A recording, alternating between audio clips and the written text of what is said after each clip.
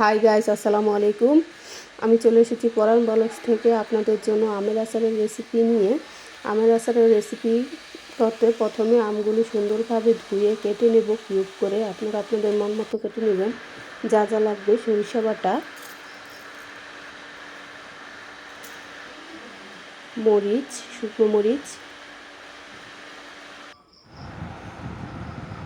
আদা রসুন, সবগুলো একসাথে করে আমরা ভালোভাবে ব্লেন্ড করে নেব। ব্লেন্ড করে নেওয়ার পর ঢেলে নেব।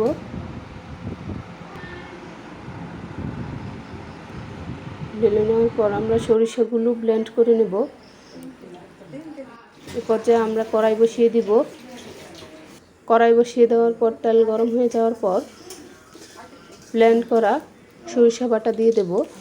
তারপর আদা রসুন শুকনো মরিচ দিয়ে দেব, স্বাদ মতো লবণ। এবার ভালোভাবে নেড়ে নেব।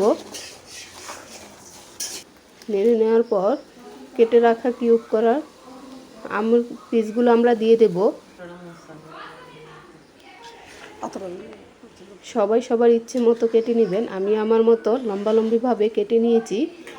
এবার ভালোভাবে নেড়ে ছেড়ে নেব। নেড়ে ছেড়ে নেওয়ার পর এবার আমরা দিয়ে দেব গুড়।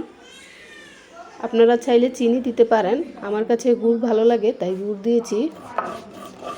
এবার আমরা শিলপাটায় 5 ফোড়ন গুঁড়ো করে নেব।